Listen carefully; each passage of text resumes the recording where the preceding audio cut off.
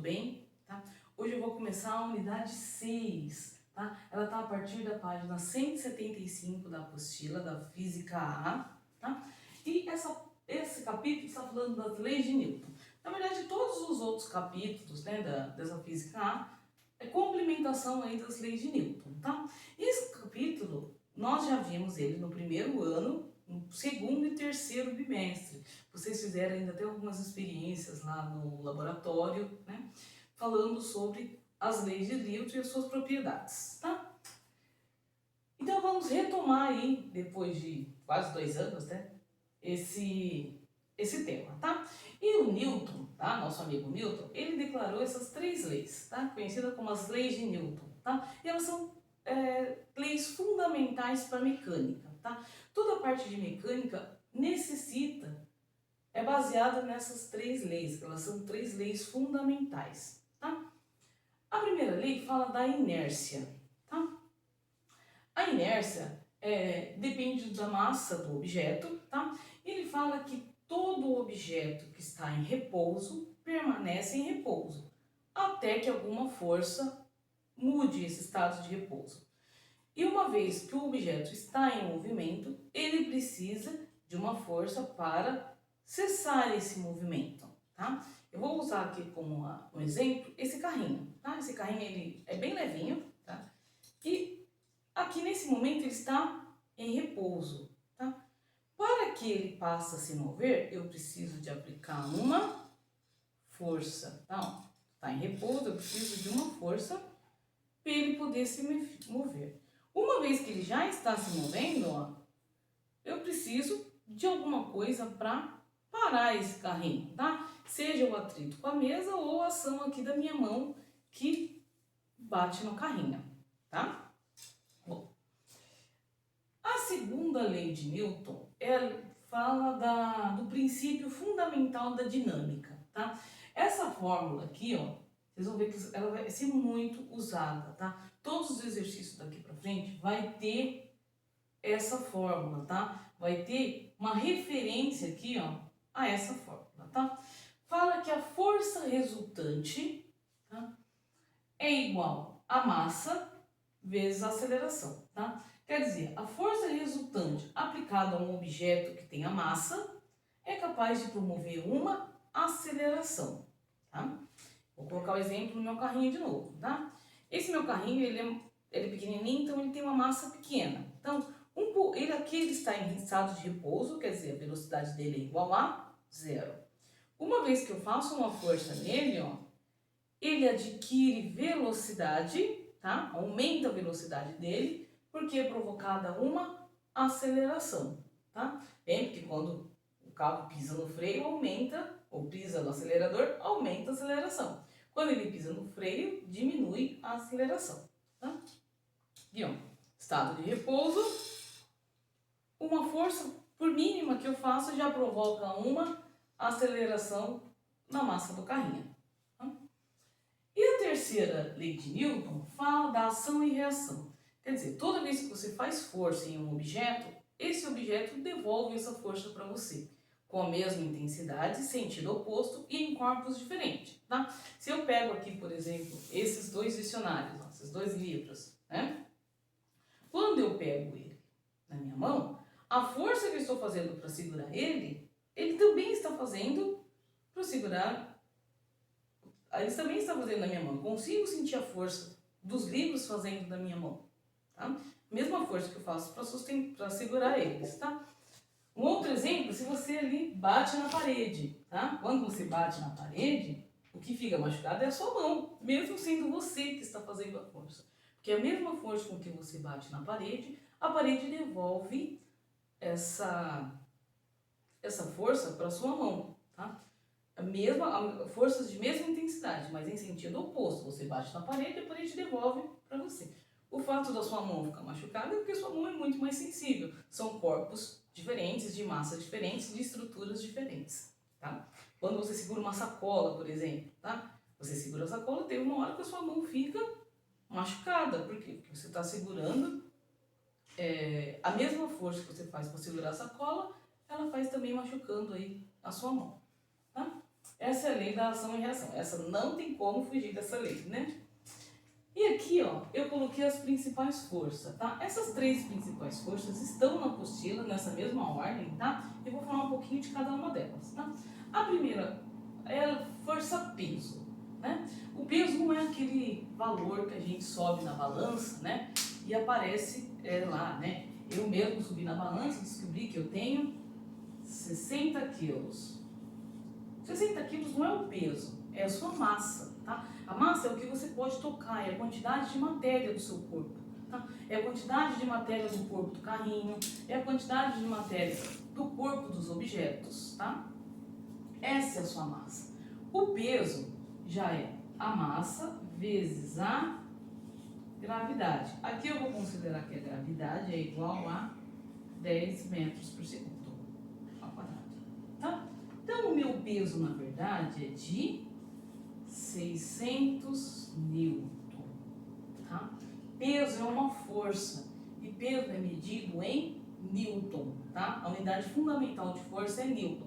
Você vê que todas elas aqui, ó, por serem forças, serão medidas em newton, tá?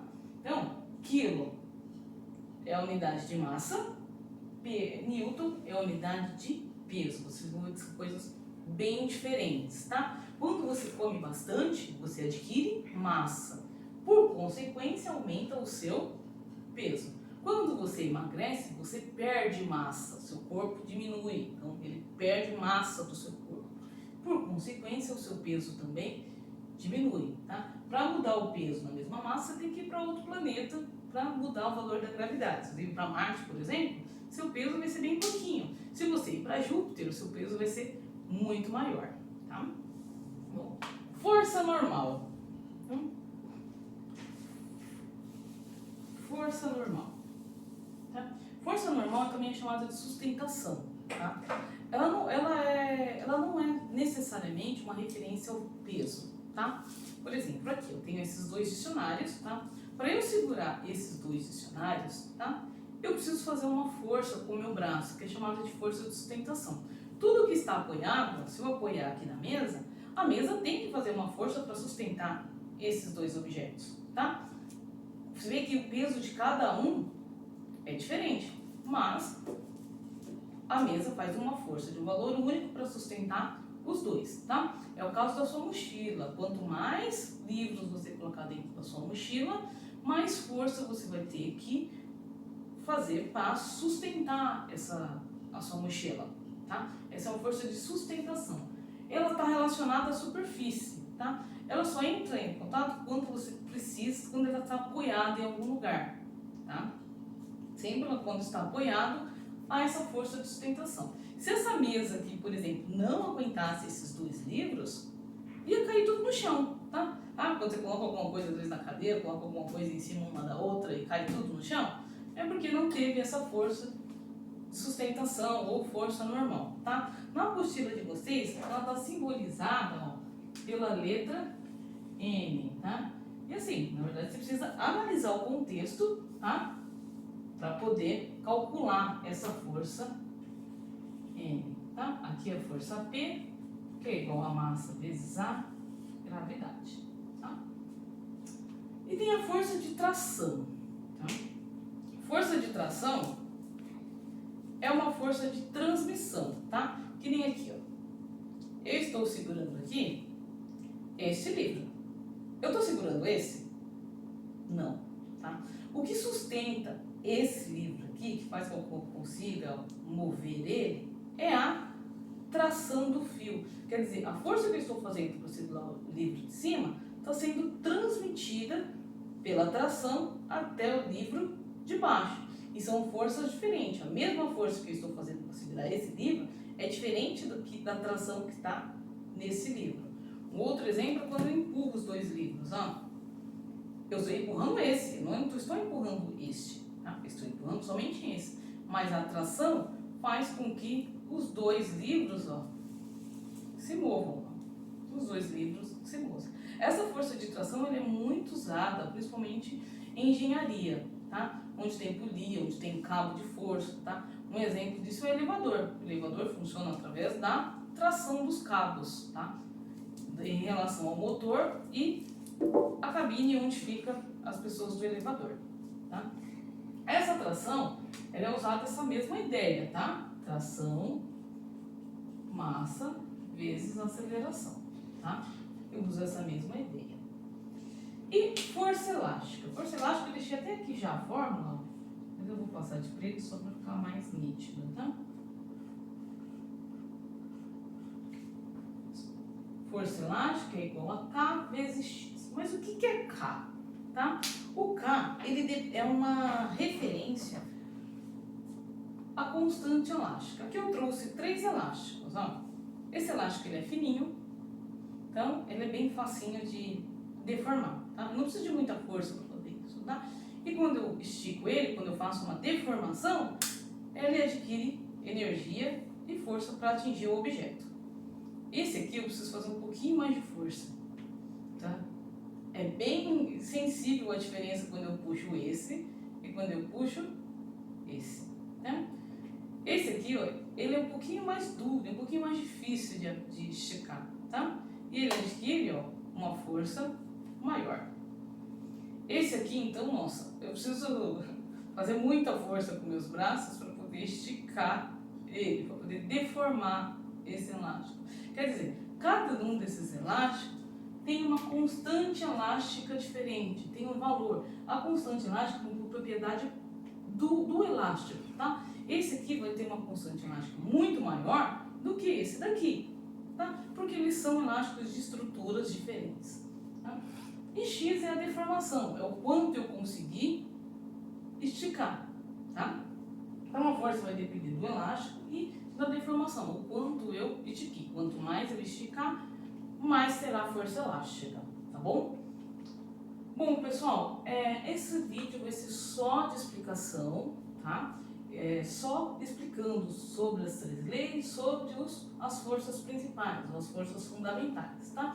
Eu vou gravar agora um outro vídeo para vocês, tá? Sobre exercícios, tá? Vou fazer alguns exercícios para vocês fixarem todas essas principais forças aqui, tá bom? Esses exercícios vão servir como exemplos para a atividade complementar que eu vou passar agora. Lembrando que a atividade complementar vale 2 pontos. Eu vou somar 5 atividades complementares. Cada atividade complementar, essas 5 atividades vai valer uma contínua, tá? Então, uma atividade que você deixa de entregar é 2 pontos aí a menos que você tem aí na sua contínua. Então, se você quer tirar 10, entrega todas as atividades no prazo certinho, tá bom? Pessoal, conto com vocês, já vamos gravar mais um vídeo, tá bom? Tchau, tchau!